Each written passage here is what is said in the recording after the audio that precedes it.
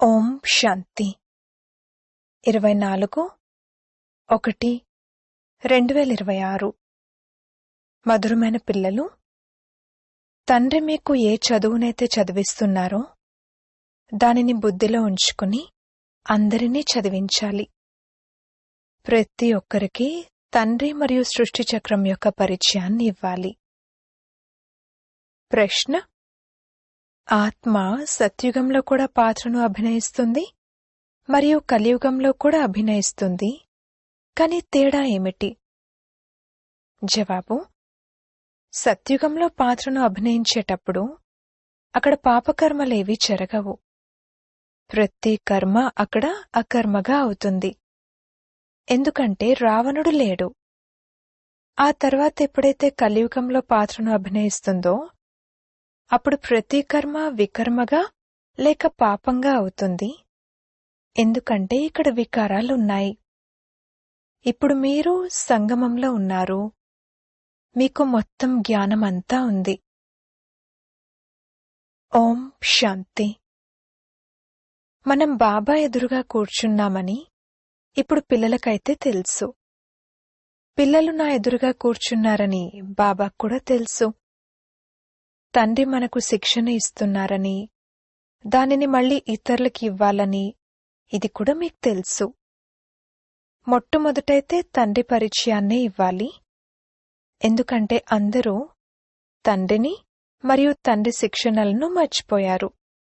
ఇప్పుడు తండ్రి ఏదైతే చదివిస్తున్నారో ఈ చదువు మళ్లీ 5000 సంవత్సరాల తర్వాత లభిస్తుంది. ఈ జ్ఞానం ఇంకెవ్వరికీ లేదు. ముఖ్యమైనది తండ్రి పరిచయము. ఆ తర్వాత మనమందరము సోదరులము అని కూడా అర్థం చేయించాలి.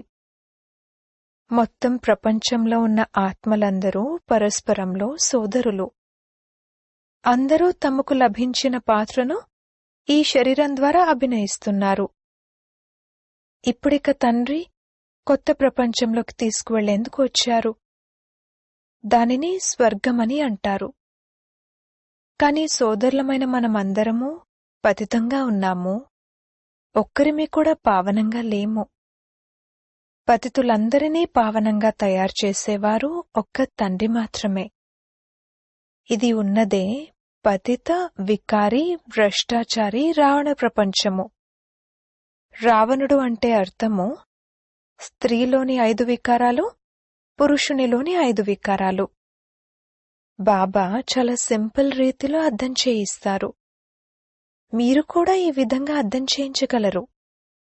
కావున మొట్టమొదట ఇది అర్థం చేయించండి. వారు ఆత్మలమైన మన తండ్రి, మనమందరము సోదరులము. అర్థం చేయించిన తర్వాత ఇది సరేనా అని వారిని అడగండి.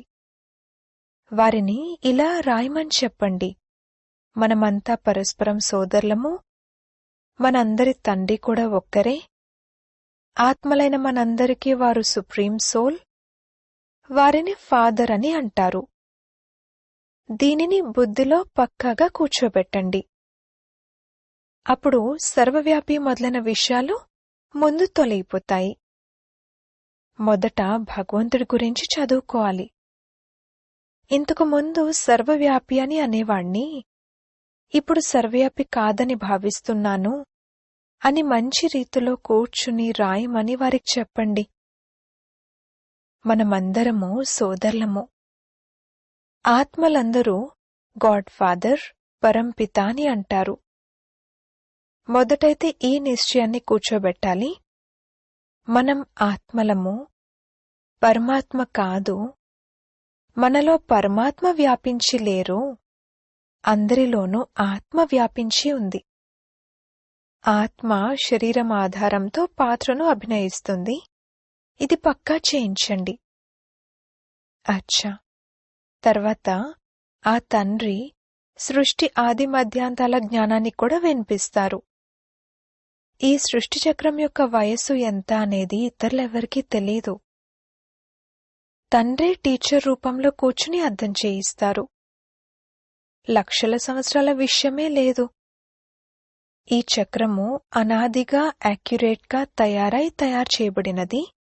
దీనిని తెలుసుకోవాల్సి ఉంటుంది. సత్యత్రేతాయుగాలు గడిచిపోయాయి, ఇది నోట్ చేసుకోండి.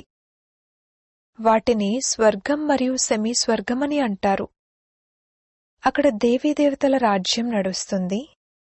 వారికి 16 కళలు, వీరికి 14 కళలు ఉంటాయి.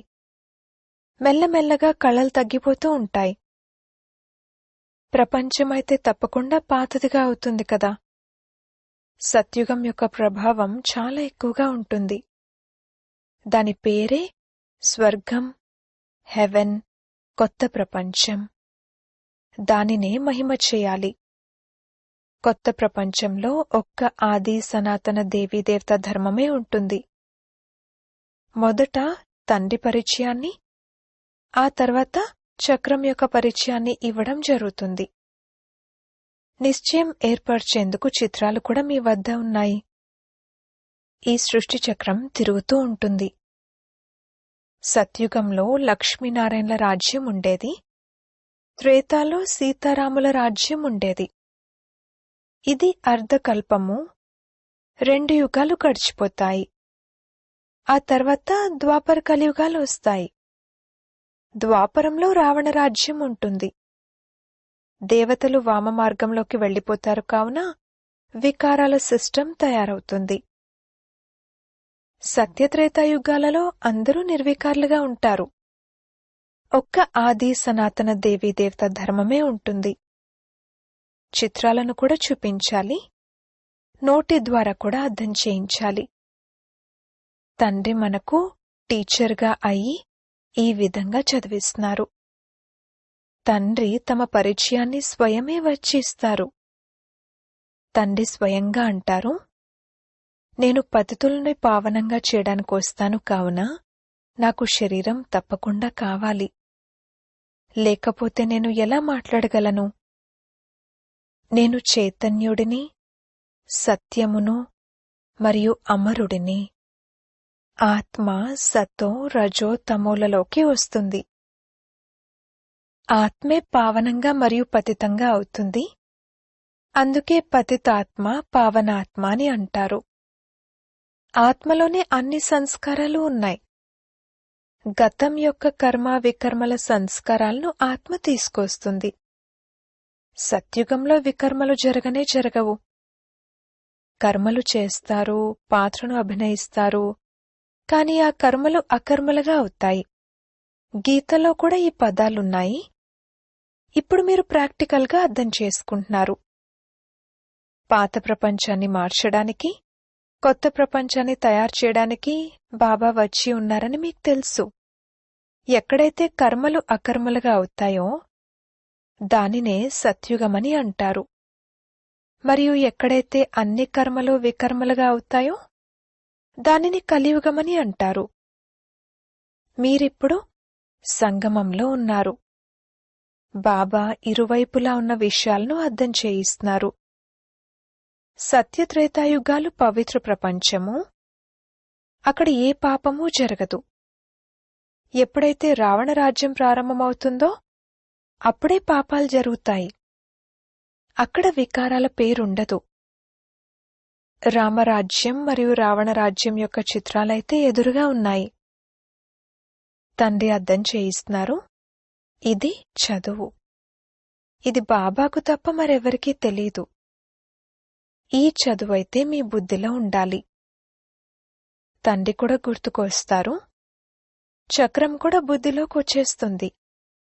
క్షణంలో అంతా గుర్తుకొచ్చేస్తుంది. వర్ణన చేయడానికి సమయం పడుతుంది. వృక్షం ఇలా ఉంటుంది. దీనికి 3 ఫౌంటైన్లు అనగా శాఖలున్నాయి. బీజం మరియు వృక్షం క్షణంలో గుర్తుకొచ్చేస్తాయి. ఈ బీజం ఫలానా వృక్షంది అని, ఈ విధంగా దీని నుండి ఫలాలు వెలువడతాయని గుర్తుకొచ్చేస్తుంది. ఈ అనంతమైన మనుష్య సృష్టి రూపీ వృక్షం ఎలా ఉంటుంది అని దీని రహస్యాన్ని మీరు అర్థం చేయిస్తారు. అర్ధకల్పం రాజ్యం ఎలా నడుస్తుంది, ఆ తర్వాత రావణ రాజ్యం మొదలైనప్పుడు సత్యత్రేతాయుగవాసులే ద్వాపరయుగవాసులుగా అవుతారని పిల్లలకు మొత్తమంతా అర్థం చేయించారు. వృక్షం వృద్ధి చెందుతూ ఉంటుంది. అర్ధకల్పం తర్వాత రావణరాజ్యం మొదలవుతుంది. వికారులుగా అయిపోతారు. తండ్రి ద్వారా ఏ వారసత్వమైతే లభించిందో అది అర్ధకల్పం కొనసాగింది. జ్ఞానాన్ని వినిపించి వారసత్వాన్ని ఇచ్చారు. ఆ ప్రారబ్ధాన్ని అనుభవించారు. అనగా సత్యత్రేతాయుగాలలో సుఖాన్ని పొందారు. దానిని సుఖధామమని, సత్యుగమని అనడం జరుగుతుంది. అక్కడ దుఃఖం ఉండనే ఉండదు. ఎంత సింపుల్గా అర్థం చేయిస్తారు. ఒకరికి అర్థం చేయిస్తున్నా లేక అనేకులకు అర్థం చేయిస్తున్నా వారు అర్థం చేసుకుంటున్నారా, అవును అవును అని అంటున్నారా అని అటెన్షన్ పెట్టాలి. మీరు వారికి ఇలా చెప్పండి. మీరు నోట్ చేసుకుంటూ ఉండండి. ఏదైనా సందేహం కలిగితే అడగండి. ఏ విషయమైతే ఎవ్వరికీ తెలీదో దాన్ని మేం అర్థం చేయిస్తున్నాము. మీకు ఏమీ తెలీదు, ఇంకేమీ అడుగుతారు? బాబా అయితే ఈ అనంతమైన వృక్షం యొక్క రహస్యాన్ని అర్థం చేయిస్తారు. ఈ జ్ఞానాన్ని ఇప్పుడు మీరు అర్థం చేసుకుంటారు. మీరు 84 జన్మల చక్రంలోకి ఎలా వస్తారు అనేది తండ్రి అర్థం చేయించారు. దీనిని బాగా నోట్ చేసుకోండి. ఆ తర్వాత దీనిపై ఆలోచించాలి. ఉదాహరణకు, టీచర్ వ్యాసం రాయమని టాపిక్ ఇస్తే తర్వాత ఇంటికి వెళ్లి రివైజ్ చేసుకుని వస్తారు కదా. మీరు కూడా ఈ జ్ఞానాన్ని ఇస్తారు. తర్వాత ఏమవుతుందో చూడండి. అడుగుతూ ఉండండి. ఒక్కొక్క విషయాన్ని మంచి రీతిలో అర్థం చేయించండి. తండ్రి టీచర్ యొక్క కర్తవ్యాన్ని అర్థం చేయించి ఆ తర్వాత గురువు గురించి అర్థం చేయించండి. మీరొచ్చి పతితులైన మమ్మల్ని పావనంగా చెయ్యండి అని వారిని పిలిచారు. ఆత్మ పావనంగా అయినట్లయితే శరీరం కూడా పావనమైంది లభిస్తుంది. బంగారం ఏ విధంగా ఉంటుందో ఆభరణం అదే విధంగా తయారవుతుంది. 24 క్యారెట్ల బంగారాన్ని తీసుకుని అందులో మలినాలు కలపకపోతే ఆభరణం కూడా అదే విధంగా సతోప్రధానంగా తయారవుతుంది. కల్తీ కలపడం వలన తమోప్రధానంగా అయిపోయారు. మొట్టమొదట భారత్ 24 క్యారెట్ల పక్కా బంగారు పిచ్చుకగా ఉండేది, అనగా సతోప్రధాన కొత్త ప్రపంచంగా ఉండేది. తర్వాత తమోప్రధానంగా అయ్యింది. ఇది తండ్రి అర్థం చేయిస్తారు. ఇతర ఏ మనుషులకు గురువులకు తెలియదు. మీరొచ్చి పావనంగా చెయ్యండి అని పిలుస్తారు. అదైతే గురువు పనే. వానప్రస్థ అవస్థలో మనుషులు గురువులను ఆశ్రయిస్తారు. వాణి నుండి అతీతమైన స్థానం నిరాకారి ప్రపంచము, అక్కడ ఆత్మలు నివసిస్తాయి.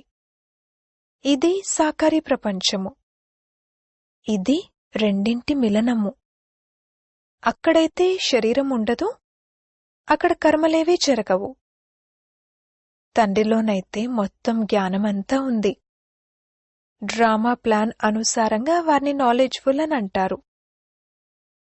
వారు చైతన్యమైన వారు, సచ్చిత్ ఆనంద స్వరూపులు కావున వారిని నాలెడ్జ్ఫుల్ అని అంటారు. ఓ పతిత పావన, నాలెడ్జ్ఫుల్ శివబాబా అని పిలుస్తారు కూడా. వారి పేరు సదా శివ అనే ఉంటుంది. మిగిలిన ఆత్మలంతా పాత్రను అభినయించడానికి వస్తారు, కావున రకరకాల పేర్లు ధారణ చేస్తారు. తండ్రిని పిలుస్తారు, కాని వారికేమీ అర్థం కాదు. తప్పకుండా భాగ్యశాలి రథం కూడా ఉంటుంది. అందులోనే తండ్రి ప్రవేశించి మిమ్మల్ని పావన ప్రపంచంలోకి తీసుకువెళ్తారు. తండ్రి అర్థం చేయిస్తున్నారు. మధురాతి మధురమైన పిల్లలు, ఎవరైతే అనేక జన్మల అంతిమంలో ఉన్నారో, పూర్తి 84 జన్మలు తీసుకున్నారో, నేను వారి తనువులోకే వస్తాను. భాగ్యశాలి రథంలోకి రావాల్సి ఉంటుంది. మొదటి నంబర్లోనైతే శ్రీకృష్ణుడున్నారు. వారు కొత్త ప్రపంచానికి యజమాని. మళ్లీ వారే కిందకి దిగిపోతారు. బంగారు యుగం నుండి వెండి, రాగి, ఇనుప యుగాలలోకి వస్తారు. ఇప్పుడు మళ్లీ మీరు ఇనుము నుండి బంగారంగా అవుతున్నారు. తండ్రి అంటారు, కేవలం మీ తండ్రినైన నన్ను స్మృతి చెయ్యండి. ఎవరిలోనైతే నేను ప్రవేశించానో ఆ ఆత్మలోనైతే కొద్దిగా కూడా జ్ఞానం ఉండేది కాదు. వీరిలోకి నేను ప్రవేశిస్తాను, అందుకే వీరిని భాగ్యశాలి రథమని అంటారు. లేదంటే అందరికన్నా ఉన్నతమైన వారైతే ఈ లక్ష్మీనారాయణలే. వీరిలో ప్రవేశించాలి, కాని వీరిలో పరమాత్మ ప్రవేశించరు కావున వీరిని భాగ్యశాలి రథమని అనరు. రథంలోకి వచ్చి పతితులను పావనంగా చేయాలి కావున తప్పకుండా అది కలియుగి తమో ప్రధానమైనదే ఉంటుంది కదా. వారు స్వయంగా చెప్తున్నారు, నేను అనేక జన్మల అంతిమంలో వస్తాను. గీతలో కూడా యాక్యురేట్ పదాలున్నాయి. గీతనే సర్వశాస్త్రమయి శిరోమణి అని అంటారు. ఈ సంగమయుగంలోనే తండ్రి వచ్చి బ్రాహ్మణ కులాన్ని మరియు దేవతా కులాన్ని స్థాపన చేస్తారు. అనేక జన్మల అంతిమంలో అనగా సంగమయుగంలోనే తండ్రి వస్తారు. తండ్రి అంటారు, నేను బీజరూపుడను. శ్రీకృష్ణుడు సత్యుగ నివాసి. వారిని వేరే చోటైతే ఎవ్వరూ చూడలేరు. పునర్జన్మలు తీసుకునేటప్పుడు నామరూప దేశకాలన్నీ మారిపోతాయి. ముఖ కవళికలే మారిపోతాయి. మొదట చిన్న బిడ్డగా సుందరంగా ఉంటారు. పెద్దవారైన తర్వాత వారు శరీరాన్ని వదిలి మరొక చిన్న శరీరాన్ని తీసుకుంటారు. ఈ తయారు చేయబడిన ఆట డ్రామాలో నిశ్చితమై ఉంది. మరో శరీరం తీసుకున్న తర్వాత వారిని శ్రీకృష్ణుడని అనరు. ఆ శరీరానికి పేరు మొదలైనవి వేరే ఉంటాయి. సమయం, ముఖ కవళికలు, తిథి తారీఖులు మొదలైనవన్నీ మారిపోతాయి. ప్రపంచ చరిత్ర భౌగోళికాలు యథావిధిగా రిపీట్ అవుతాయని అంటారు. కావున ఈ డ్రామా రిపీట్ అవుతూ ఉంటుంది. సతో రజో తమోలలోకి రావాల్సిందే. సృష్టి యొక్క నామము, యుగం యొక్క నామము అన్నీ మారిపోతూ ఉంటాయి. ఇప్పుడిది సంగమయుగము. నేను సంగమంలోనే వస్తాను. నేను మీకు మొత్తం ప్రపంచం యొక్క చరిత్ర భౌగోళికం యొక్క సత్యాన్ని తెలియజేస్తాను. ఆది నుండి మొదలుకొని అంతిమం వరకు ఇంకెవ్వరికీ తెలియదు. సత్యుగం ఆయుష్షు ఎంత అనేది తెలియని కారణంగా లక్షల సంవత్సరాలని అనేస్తారు.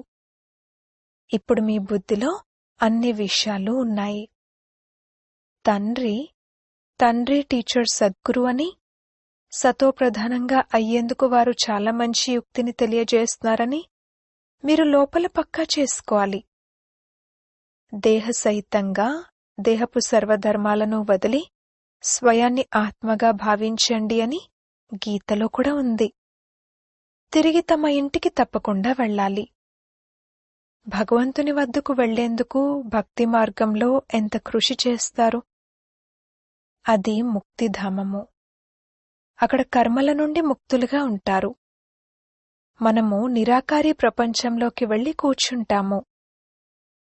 పాత్రధారి ఇంటికి వెళ్తే ఇక పాత్ర నుండి ముక్తులైనట్లే. మేము ముక్తిని పొందాలి అని అందరూ కోరుకుంటారు. మోక్షమైతే ఎవ్వరికీ లభించదు. ఈ డ్రామా అనాది అవినాశి అయినది. రావడం వెళ్లడం యొక్క ఈ పాత్ర మాకు ఇష్టం లేదని ఎవరైనా అన్నా సరే ఇందులో ఏమీ చేయలేరు. ఈ అనాది డ్రామా తయారయ్యుంది. ఒక్కరు కూడా మోక్షాన్ని పొందలేరు.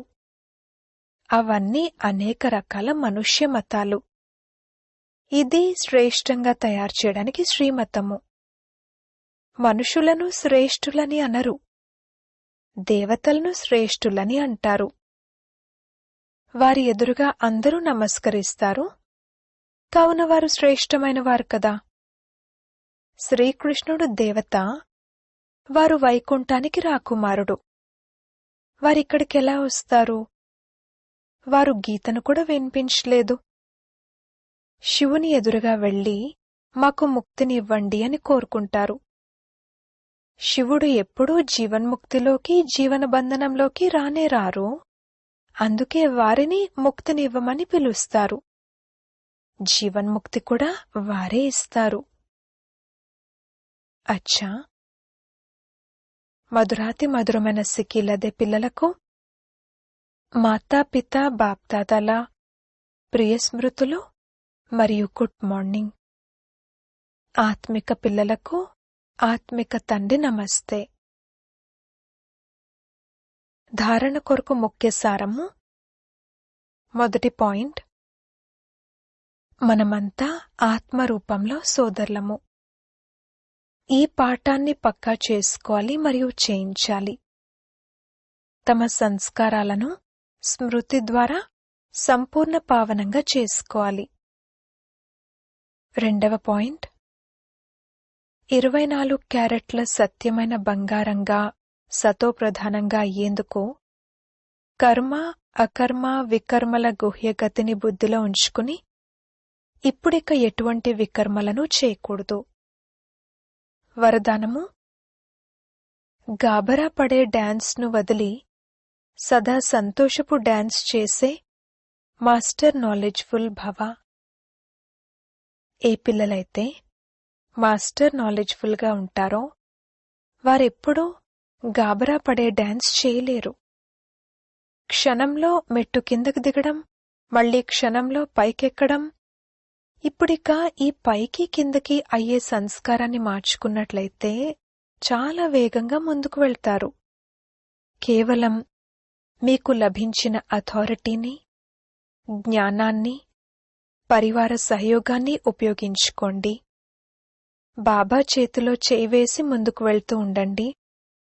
అప్పుడు సంతోషపు డాన్స్ను చేస్తూ ఉంటారు. గాబరా పడే డాన్స్ జరగదు. కాని ఎప్పుడైతే మాయ చేతిని పట్టుకుంటారో అప్పుడు గాబరా పడే డాన్స్ జరుగుతుంది. స్లోగన్: ఎవరి సంకల్పాలు మరియు కర్మలు మహాన్గా ఉంటాయో వారే మాస్టర్ సర్వశక్తివంతులు. అవ్యక్త ప్రేరణలు. ఈ అవ్యక్తి మాసంలో బంధనముక్తులుగా ఉంటూ జీవన్ముక్త స్థితిని అనుభవం చేయండి. మాస్టర్ త్రికాలదర్శులుగా అయ్యి ప్రతి కర్మను, ప్రతి సంకల్పాన్ని చెయ్యండి మరియు మాటలు మాట్లాడండి. అప్పుడు ఏ కర్మ కూడా వ్యర్థమైనదిగా లేక అనర్థమైనదిగా అవ్వదు. త్రికాలదర్శి అనగా సాక్షి తనపు స్థితిలో స్థితులై ఈ కర్మేంద్రియాల ద్వారా కర్మలు చేసినట్లయితే కర్మకు వశీభూతులవ్వరు. సదా కర్మ మరియు కర్మబంధనం నుండి ముక్తులై తమ ఉన్నతమైన స్థితిని ప్రాప్తి చేసుకుంటారు. ఓం శాంతి.